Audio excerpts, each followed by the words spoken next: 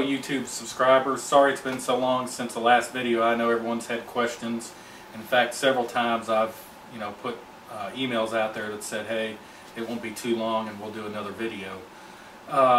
First I want to start by the Client Build 5 video. The yellow computer, it's been done for several months now. The client has not taken possession of it yet. He's not ready for it. I don't know if he's building a room or something, but I still have it. We plan on doing a video, and of course it's doing great. The computer ended up turning out great. Today what I want to talk about though is I have a new computer build, and it's a guy that I knew for almost 2 years now, maybe definitely over a year, and he always knew I was going to build him a computer, and so he decided to go ahead and pull the trigger, so I said I can go ahead and get it done. We haven't been able to build many computers. I've actually had to turn a couple people down just where I've been so busy with normal work duties. So today we have a hellacious build. It's going to Virginia, and it's going to a very nice gentleman, and hopefully he'll like it. We're doing the video a little bit differently than we've done before. Normally we'd lay all the hardware out and show each of every piece that we chose for it, but this time we're not doing that just because of time. But we will go through the computer thoroughly and show some benchmarks at the end. Alright, the first thing we're going to talk about is obviously we don't have all of the hardware laid out in front of you. First thing we're going to talk about is a case choice. Obviously it's the first thing that you're going to see. The first thing you saw in the video is this big black case sitting here. For those of you that have not seen it before, this is the Case Labs T10. We had done a little bit, or I had done a little bit of research on this case before we actually got this client build, actually for a personal computer build of my own. A lot of the good features for this case, it has 10 expansion slots. That's where the T10 comes from. It has basically two sides. You have the motherboard side of the case over here, and on the back side you actually have the power supply side. And one of the key features of this case is you can mount two power supplies standard. All of the T10s, and Case Labs has a variety of cases that will also mount two power supplies. But that was the biggest, one of the biggest things that we liked about this case. We need two power supplies because of the hardware that's inside. And there's a lot of power that is needed for 4 graphics cards, highest end CPU right now. So we chose this case, 1 for the power supplies and 2 for a completely internal water loop. There is the possibility to mount 5 internal radiators. You can mount radiator on this side in the front, which we did, on top on the motherboard side, top on the power supply side. You can actually mount 1 on each side on the bottom, and those are just the ones that are pretty well standard. They also make brackets where you can mount another radiator on the motherboard side along the side of the case, so you can actually get 6. The possibilities for water cooling in this case are just about endless. You have all the capacity that you could possibly need, and you don't have to worry about anything going external to the case. Okay, Bill did a good job going over the case that we chose. I'm going to go over the hardware. First thing is I'll point you directly to the CPU-Z screenshot. Of course, every powerful gaming build starts with a good CPU, and we have the top of the line right now. The Intel Core i7-3960X. It's a Hexa-core processor with hyper-threading, so you can have about 12 threads. And you probably saw that it flipped there to 4.8 gigahertz. That's where I have it clocked as of right now. The temperatures are holding in the upper 20s or around 31 C, which is excellent. And all the radiators we have in here, I have the fans on low too, so we could actually get more cooling. So now I'm going to open this up, and everyone's going to be like, wow, that's incredible, and I know it is, but I'm going to just talk about the hardware in there first. One thing I do like about this case is the door is on hinges, and so you can just pop it open and open it up. Now, one of the things that the client wanted, and I'll turn that red light off, is he wanted mainly black and red and silver. Well, primarily wanted black and red, but there is some silver in here, and we'll see that when we get to it. Okay, we have, besides the CPU, we have 4 GTX 580s from EVGA. It's the Hydrocopper. It's a 3 gigabytes of memory per card. Now, I know when I was talking to someone on YouTube, and they said, why are you building a computer with GTX 580s? Why don't you build it with HD 7970s? Well, the client preferred NVIDIA over AMD, and so he went with the GTX 580s. He feels like they're more reliable as far as the drivers, and I really cannot argue with him there. But it does not outmatch the newest 7970s, of course. So we have 4 GTX 580s, and it is in quad SLI or 4-way SLI, however you want to call it. We got the bridge there, and in between the 3rd and 4th card, Bill, I don't know if you can get down in there, we actually have the Caselabs, their new sound card. It's the Recon 3D Fatality, and it actually has a red LED to it, and it complements everything. You can't see it real well, but it is a red LED on it. Okay, going up higher, which we'll just start with the motherboard, which I probably should have talked about already, but in my mind it's the only motherboard to get. It's the ASUS Rampage IV Extreme, and it's of course for the 2011 socket for our processor. And you know, I don't think there's any better manufacturer than ASUS right now, especially when you talk about overclocking features. It makes it very easy to overclock. And you know, you got readouts and start buttons, and you know, this is water cooling. Normally if we have a problem with something, it would be hard to decide what cards may be messing up, and so you got the dip switches to turn off any of the cards without actually breaking the water loop, which is great. We went with Uni-sleeve cabling. He likes the Uni-sleeve cabling look, and of course you get a better black color all the way up to the connector than you do with the regular power supply. Memory is red. It's the Corsair. It is DDR3-1866 memory, and there's 32 gigabytes in this computer. This is actually a higher dollar memory kit because we wanted to keep it to 4 DIMMs because we didn't want a chance of having too many DIMMs and hurt us in our overclocking. So we have 4 DIMMs. It's a 32 gigabyte kit. Let me see what else is on the front. That's all I can think of in the front here, but we'll talk about the water cooling loop here in a little bit. Okay, coming to the front, I actually have this on my personal build. This is the Vantech hot swap bay. It's for 2.5-inch drives, and I'll go ahead and pull one out. You know, there's nothing in these two on the left, but I actually have SSDs on the right. One is going to be the OS, and one of them is going to be for his games. They're 480 gigabyte SSDs by Mushkin. They are, of course, serial ATA 3.0, and so you get the 6 gigabits per second transfer rate, and they do a wonderful job. Another reason why I picked this is because it fit the theme. It's the black with the red, so I think that fits perfectly. So let's go to the power supply side, and again, you know, we'll talk about the modifications to the case in a little bit, but if you open it up, and we'll get Bill to turn the light off for us. On this side, besides the cool water cooling, which we'll go over here in a little bit, is we have 2 power supplies, and what we have here are the Seasonic. They're new Gold series, and they're 1250 watt power supplies. They have every connector in the world that you need. I don't think, you know, if you're considering buying a power supply, Seasonic should be the first that you look at. So we got those 2 power supplies. Over here we have 2 Western Digital drives. They're 2 terabyte blacks, so they're 7200 RPM, and we're using these as backup. They're in RAID 1, so if one hard drive goes bad, you don't lose your data. And I've already got that set up for them, and we're using the Uni-sleeve cabling on this side as well that you can see there, and this actually looks really nice. So as far as hardware, Bill, am I remembering all the hardware? All the hardware in the except for the water cooling. Except for the water cooling. So we'll go ahead and talk about the water cooling here in just a second. Okay, we've gone over the hardware, so now I'm going to go over the water cooling loop, which I'll tell you what, of all the computers I've made here recently, I'm the most proud of this water cooling loop.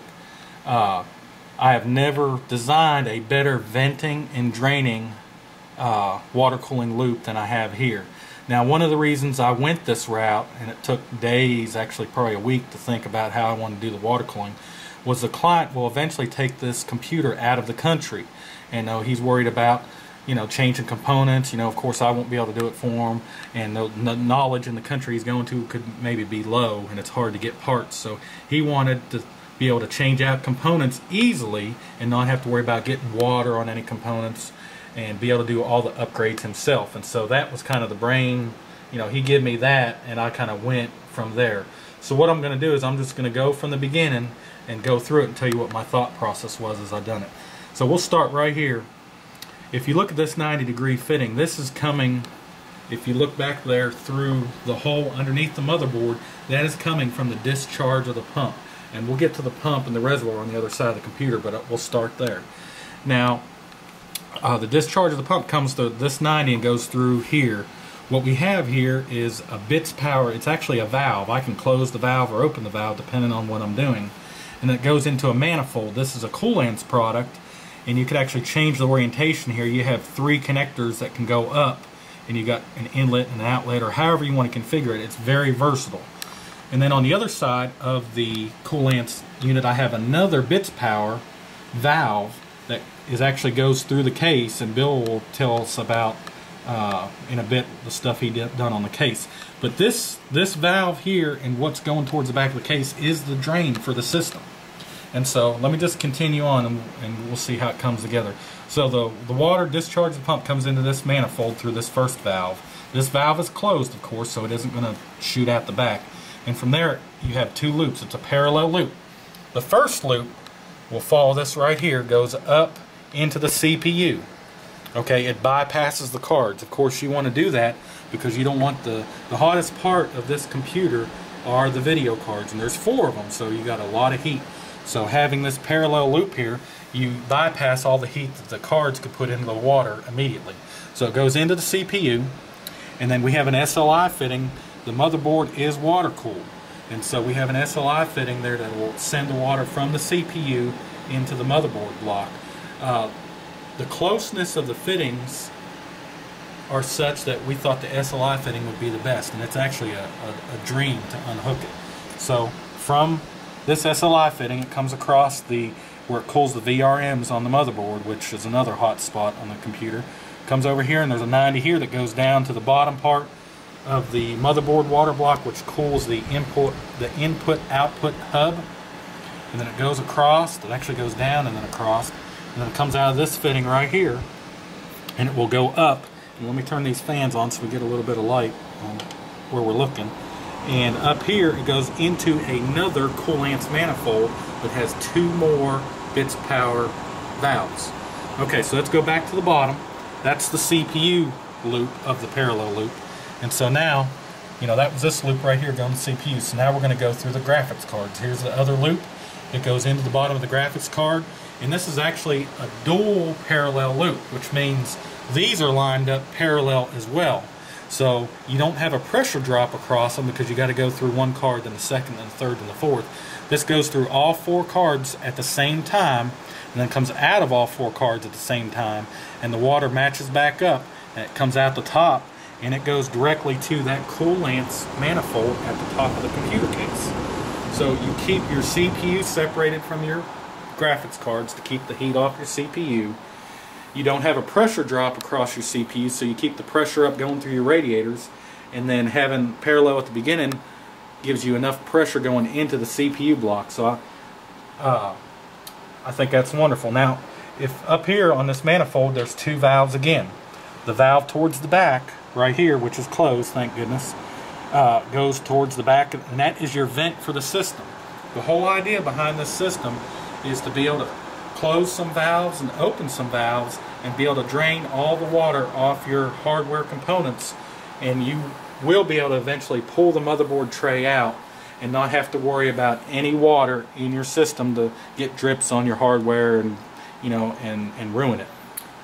That way you actually can keep the rest of the system charged, and all you have to do is refill the new components. That is definitely correct. All the rest by isolating this valve here. Let me just do that. Bill, can you get a shot of the whole thing? And then I can just point. Okay. There's 4 valves here. Here they are. 1, 2, 3, 4. This is coming from the pump. This is going to the radiators, back to the reservoir, back to the pump. So if I isolated that and isolated that, that would isolate all the radiators, the reservoir, the pump, and all that stuff will stay charged. So on this side, I have a valve that's up high and a valve that's down low. So if I open that and open that, it will actually vent all this water that's on top of the motherboard and in the cards, and you can hook a hose on the back of the case, which we'll see how we hook it up back there, and all that coolant will go out into a container that you have ready, and that will, you can actually put an air pump to the top and actually blow air through all this and get every drop of water out of all your components, and you can eventually pull that motherboard tray out and not have to worry about drips or drops. So that's how that part of the build is, and I'm very, very happy with it. Okay, so going from here is where we go to our radiators. There's 3 radiators in here. They are Phobia radiators. They are 360 millimeters. That's 120 times 3. And so it comes out here and goes into the first radiator. This radiator in the front, I actually set up as a push-pull. Okay, I have an inlet fan that puts pressurization into the radiator, and then outlet fans which pulls it on through.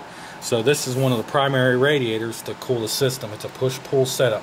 Now the fans that I chose to use are the same fans that I used for the Client Build 5, the yellow computer. They're the Aerocool Shark Series fans. Number one, I picked them because of the way they look. They have a true red color. Most companies, reds or pinks, and they can't get it right, but Aerocool gets it right. The second reason is they flow relatively well, and they have a relatively high pressure, discharge pressure. So what I like about these fans is if I turn them to full 12 volts, you can actually, they're loud, you can hear them. And then if I wind them down, you can put it to where you don't hear them. You want to get a fan that's actually loud when you put it on 12 volts, because you're gonna be putting it on a fan controller. So I think that's a positive thing. Okay, so it goes into the radiator, it goes down the radiator and up. It's a twin pass radiator, and it comes out here. Now this is one of the hard spots that we had on the build. Is we wanted to go straight up, but we couldn't because these fittings are so close together. So what we did is we come out in a 90, and this is actually a Bits Power snake fitting with an SLI fitting, and it fits up perfectly to go to the top radiator. I know you can look at that and maybe say there's probably a couple different ways you could do it, but I promise you that's the only way. I think me and Bill spent an hour and a half trying to find a different way to do that, and it's not that this is bad, it just looks a little busy. So it gets up into the top radiator here. So what it does is, this is just a push radiator. That's the second best way to put fans on a radiator. First is push-pull depending on the thickness, and the second is normally it's a push. So it goes through the radiator and it comes out the back. If you can see that, Bill, can you see where it comes out? Yep. And there's a 90. What that does, you can see the tubing go to the back side of the case, on the power supply side of the case. And so we have tubing that goes to the third and final radiator. So Bill, if you come over here.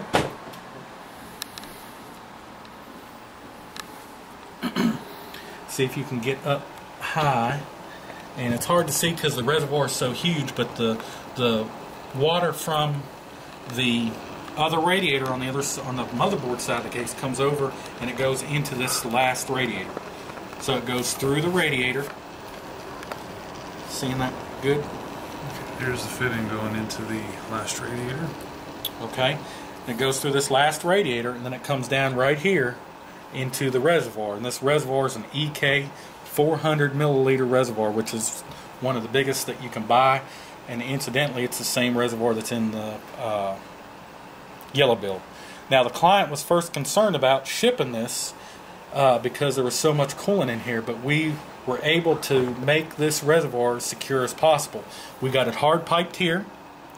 We got it kind of hooked to the power supplies here, which that's just to keep it lined up. You could actually probably not even need these. And then towards the back, we have a fill port that Bill's going to go over here in a little bit, where you had to drill through the case, and so it's hard piped there. So what I could actually do is I could, if you get me a further out shot, I could actually move this entire case by the reservoir. That is how sturdy the reservoir is. So there is no chance that this is going to come undone during shipping as long as it's packed well enough. Now, I did add a LED light to the reservoir, which doesn't light up as much as I thought, but it ended up didn't matter. And then inside the reservoir, this is another idea that I had. They don't make very good flow meters out there. Most of the flow meters you see, they want to run in a 90 degree or an 180 degree angle.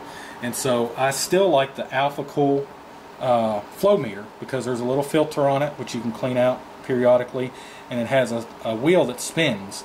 Now, I had a previous build that I put one of these in and they actually leaked, and I was upset. Since I still wanted to have a flow meter for this epic of a computer to make sure the water's flowing well enough, is I wanted to incorporate it in the build. So what I did is I actually installed this flow meter inside the reservoir, so even if it decides it wants to leak at all, it's only going to leak in the reservoir, which I don't suspect it will leak at all.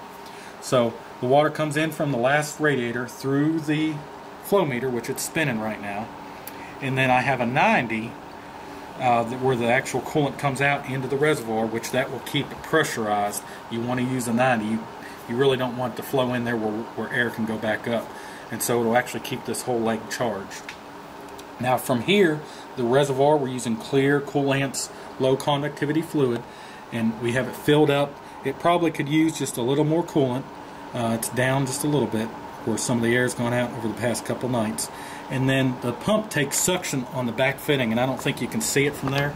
Bill can try to get in there, but I don't think there will be enough light. And then from that fitting on the reservoir, it makes a loop, which Bill actually come up with this, is this, if you can see the tubing there, it makes a loop and comes all the way down to the bottom of the computer case.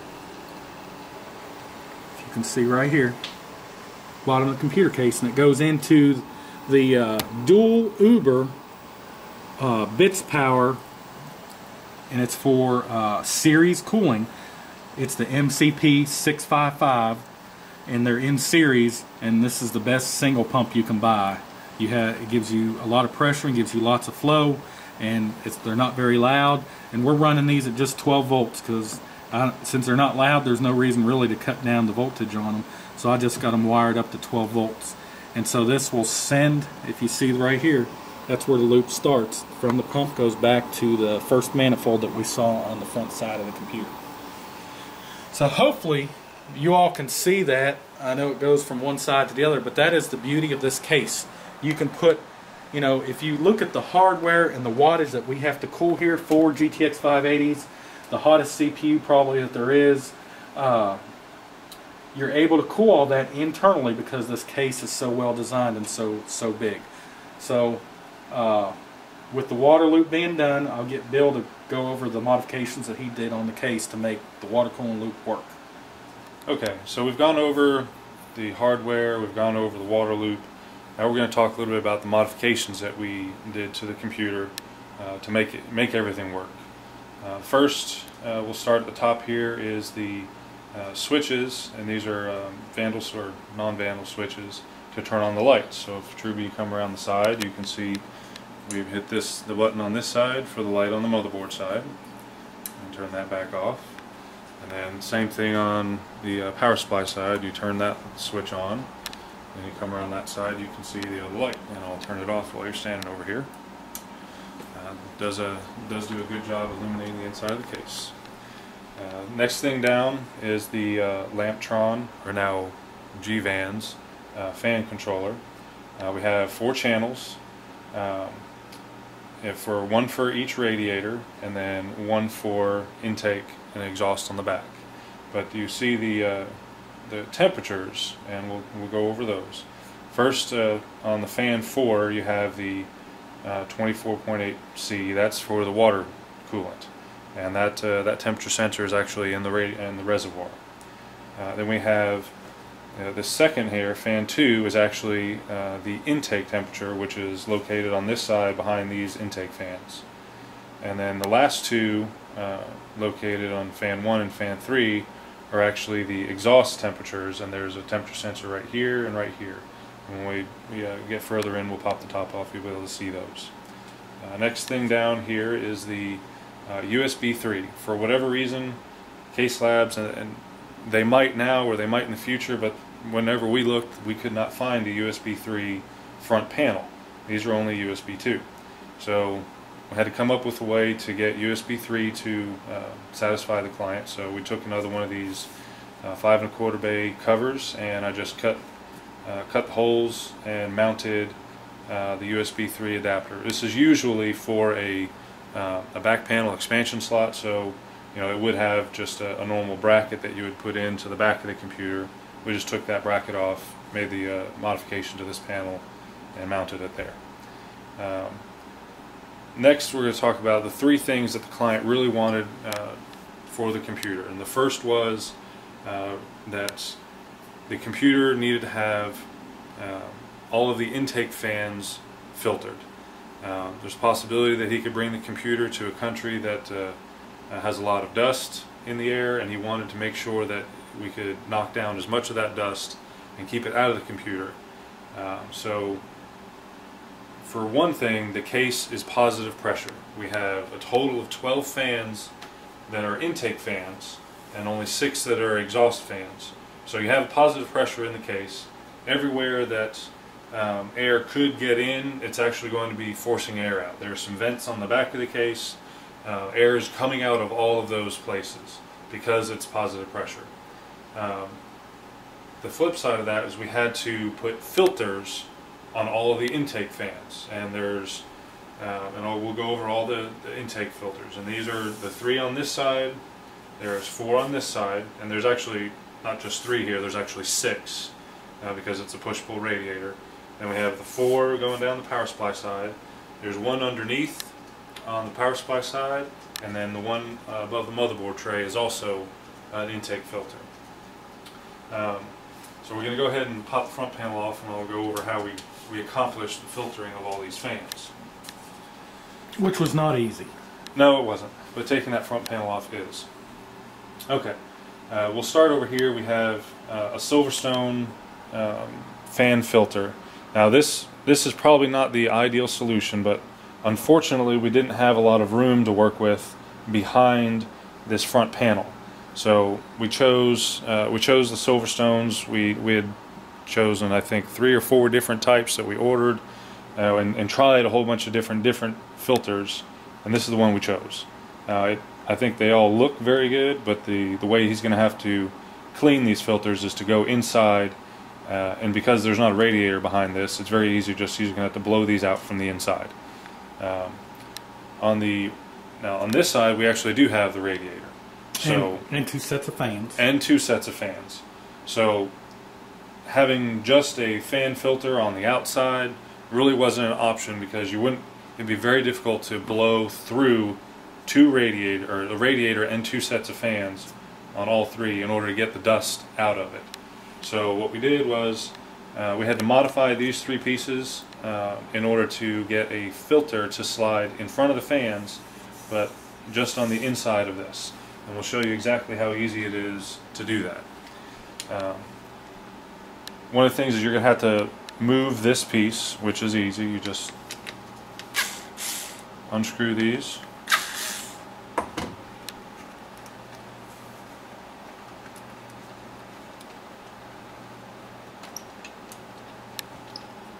Okay, take those 2 thumb screws out. Okay, so you have to just give it a little bit of help, but once you get it started, this filter just comes right out. You can actually see that it's working. It is working. There's dust on it. Now you can actually see the 3 fans very well. They've got fan guards on them. That keeps the filter out of the fan blades, which was another 45-minute delay. Yeah, we had to learn that by error. And then to get it back in, you just got to make sure it goes in front of the fan guard, and then you just feed it in. And I mean, I know y'all are looking at this and going, oh, that's interesting, but it took a heck of a lot of work to make that whole system be as easy as what you're seeing. And I think using the washable filters is the ideal type of filter, because you can actually take it out, and like that filter right there, we could have taken it outside and got pressurized air and blown it out, or we could actually, they're washable filters. and that is the best type instead of the Silverstone type that we were seeing. And so see, he's putting that back on, and so I mean that is how long that it took to go ahead and take that filter out and clean it. So excellent. Okay. Now if you come around, we're going to leave that front panel off for right now. We talked about the other fans. There's one down below, and that has a filter on it as well. It's a little bit more difficult to get off, but once you get it, it just pops right off. And that has another piece of the washable filter media. You can clean that off. And that's a Phobia branded, where snap it right back on. It's the nicest filter I think you can get. And then there's another one on the on this part for the above the motherboard tray, and again, it just pops right off. It actually helps make the computer quieter too. Okay, so the second thing the client wanted was to be able to vent and drain the system, be able to remove all the water from the hardware very easily. And Truby's already gone over how he came up with the solution for that, but part of it was being able to get the water, the coolant outside the case very easily. So we can come back over on this side. We'll take a look one more time at the vent and drain system. We've got the lower drain vent and the upper vent valve. Actually, I said drain vent. The lower drain valve and the upper vent valve both closed. No one noticed that. Yeah, and that goes back to the outside of the case, and Truby will go to the back of the case and show you where's the tubing. So if he wants to drain the case, drain all the hardware, all he has to do is get a piece of tubing and put that on the back. Then he can get another piece of tubing to put up here. He holds that piece up high as the vent, and then puts this in, down below in a bottle or a jug of some kind. And once he closes the two valves for the to isolate it from the radiator and reservoir, and opens these two, this will allow air to come in to the top and allow all the coolant to drain out the bottom. We have tested this, and it works like a dream. As Truby said, this is probably the best venting and draining computer he's ever put together. Yeah, and when you're draining it, even if you kind of mess up a little bit, all the coolant is outside the case. There's no way to actually mess up and get it to actually spill inside the case. So these two are actually panel barbs. There's a compression fitting on the inside, which you saw, and then there's just a hex nut on the outside, and I had to drill an 11/16 hole for both of these.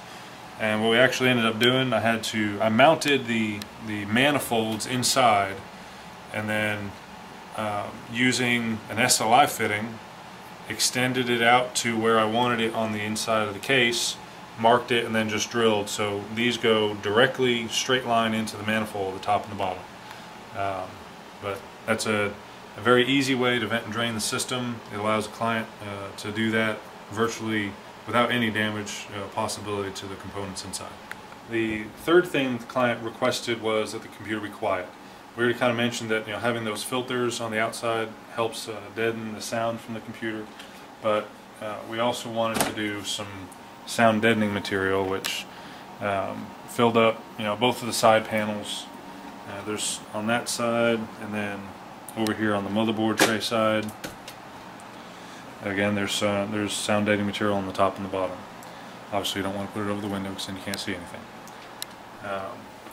Some of the other modifications that we've done. One of the other features that we put in was a fill port, and to get to the fill port, you have to pop the top panel off, which is again like the front panel, very easy. And there's a fill port right here, so you're gonna have to take the top off in order to get to it, but it also hides it. And all you do is, you're gonna unscrew this, and there's a compression fitting on the inside, and that goes down through tubing into a 90 and then into the reservoir. So that's an easy way to get coolant into the reservoir if he needs to add coolant over time. One of the things we found that you will have to vent, by opening this a little bit to vent to allow air to get back into or back out as you fill. But that's easy enough to do. Now if you back up a little bit, you'll see one of the other modifications we did to the case is this window. Now Case Labs does make this door panel with a window, but it will cover, it actually focuses more down here. When we first bought the panel, or bought the computer case, we weren't 100% sure about how the water loop was going to go. We weren't 100% sure what reservoir we were going to use. So we got the solid panel, so we had the ability, knowing that we had the ability to put in a window later. One of the reasons that we got the solid panel too is also there's a lot of wiring on this side of the case. And again, we spent, we had it 3 all days. done. We had it all done. We thought we had it how we liked it, and then I said, oh, I just want to change a few things, maybe take 30 minutes. 5 hours later, we finally got done redoing all the wiring. But that was why we bought the solid panel to begin with. And then once we figured out that yes, this was the reservoir we were going to use, this is where we were going to mount it, we went ahead and put in this window, which is just a piece of smoke plexi, and mounted it directly over the reservoir so you could see that. Okay, the last thing that I'm going to talk about, and I say that because I've been told that I say first and last a lot while I'm doing the video, but the last thing I'm going to talk about is the wiring. And I said it twice. I'm going to start with how I wired up for the dual power supplies. And this was a bit of trial and error. We had done dual power supplies in the past on the yellow build, but somewhere along the line between the 850 watt Seasonic and the 1250 watt Seasonic, as well as I have dual power supplies in mine that are 1000 watt Seasonic. Somewhere along the line, Seasonic changed the arrangement that required the requirements for the second power supply to turn on. Initially, it was just the green power on wire and one ground wire coming from the first power supply to the second power supply. Truby had figured that out, and those were all located on the smaller block. You can see this one down here, the smaller 10-pin block, because Seasonic splits their 24-pin on the power supply side into a 10-pin block and a 14-pin block.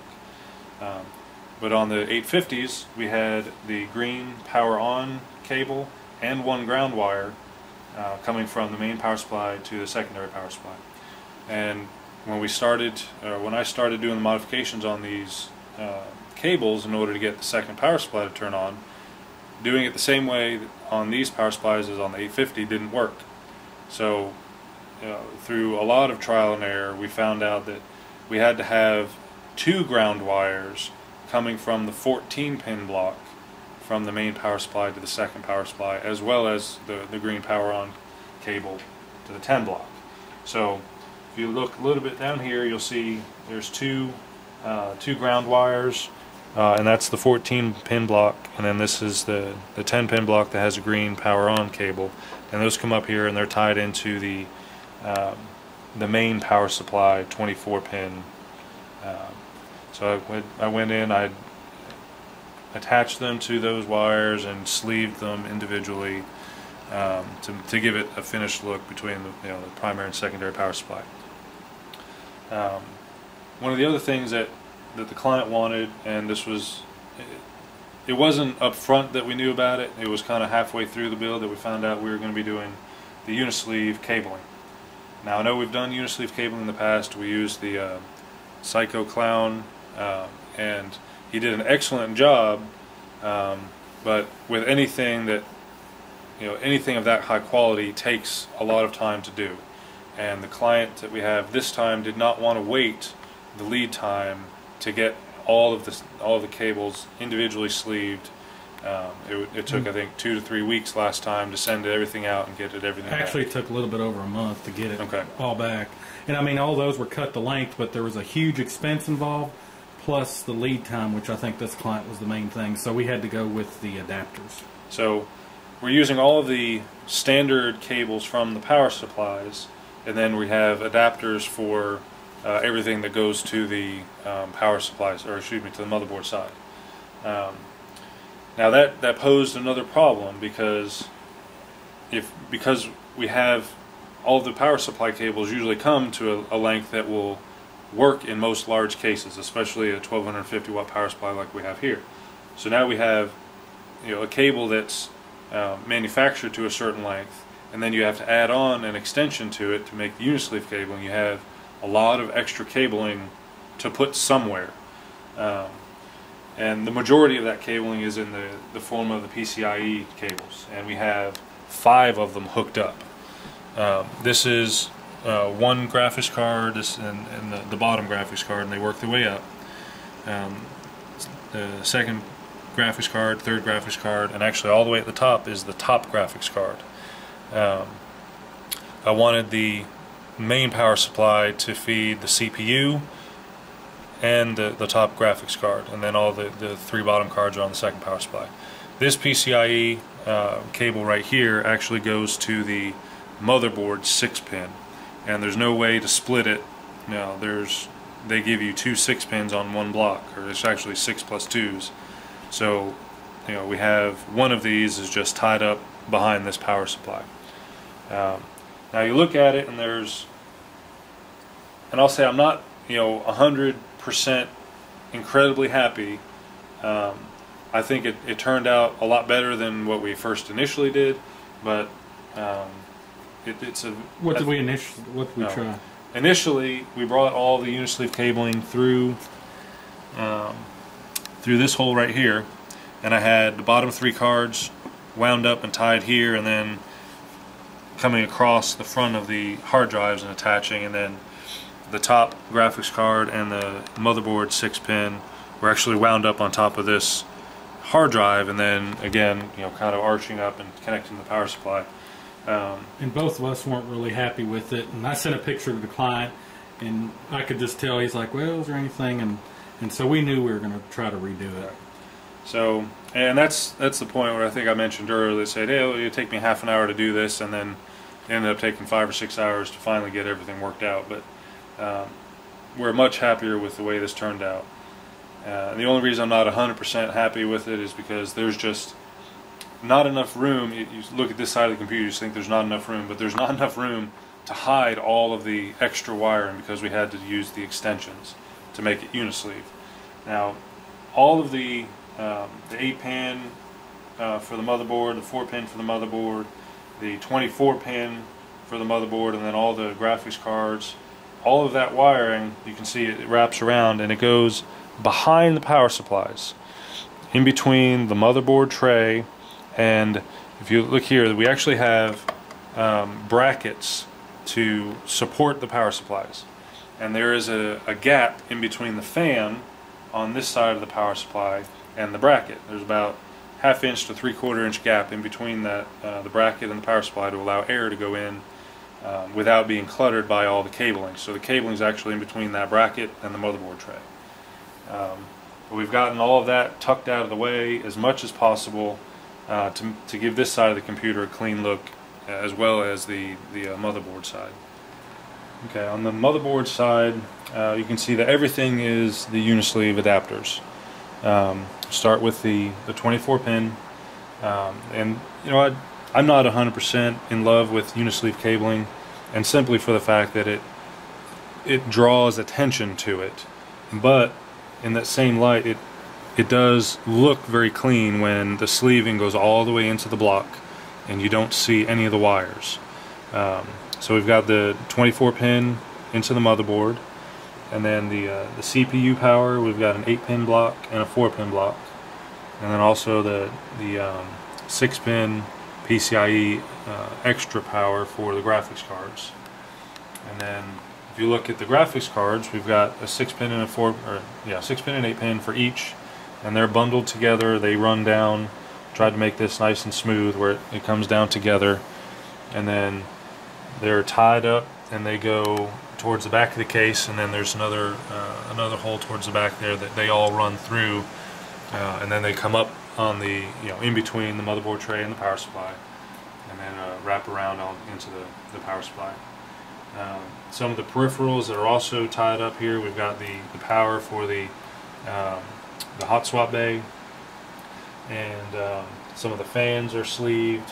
All the fans have sleeving on them, but the Molex connector for the fan controller is uni-sleeved, and actually the Molex connector for the two hard drives on the other side, which is a Molex to SATA, is also uni-sleeved. So the majority, or all of the parts that you're going to see, except for where it directly connects into the power supply, are all uni-sleeved. Well, hopefully everyone enjoyed the video today on the client build we had for Virginia. I apologize that we hadn't done a video in quite some time, and the main reason is because we've been busy, and you know, this is kind of what I like to do, but it's not my only job. I think I've lost probably some subscribers because of it, but for those of you that stuck around, I think I still have like 6,700. You know, my plan is to continue doing videos. Now, as far as benchmarks, we normally do benchmark videos, but I think it's well known how well the GTX 580s do. I will tell you that the computer here, overclocked, does 130 frames per second at 1920 by 1200 with everything maxed out, which is really a great showing. My personal computer, which has four 7970s, just air-cooled but overclocked, it does like 169 frames per second. So for these cards being top of the line but not the newest version, I think it does great. Now CPU wise, this does better than mine by a little bit, and I'm not sure why, because they're clocked at almost the same amount. It does on Cinebench 11.5, it has a score of 14, which is amazing. I think there's a lot of Core i7s out there that are just quad cores that score somewhere around the 6 or 7. So this is almost double the speed of what's out there. As always, if you have any comments or questions about the build, I'm sure Bill can tell you how he wired those power supplies. Seems like I always get questions on how we get two power supplies turned on together. But if you have any questions or comments, please put them below, and we will. Our plan is to try to do a build video on the Client Build 5, the yellow computer, very soon. So please stay tuned, and thank you for your subscriptions.